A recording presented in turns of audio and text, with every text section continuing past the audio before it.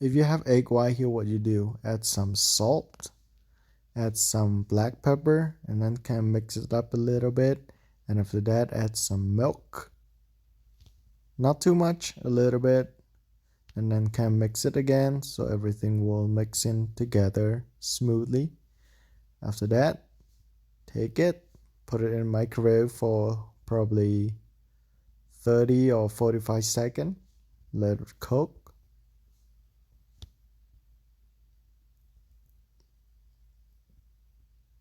So it cooked, take it out, but careful, it's probably hot. As you can see, smoke coming out. And here what you get. Let's give it a try. It's pretty hot.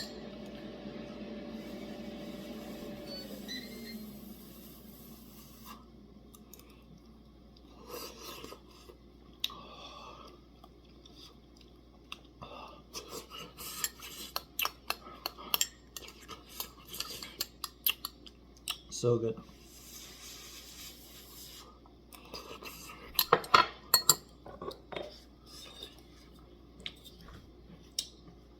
Put some in.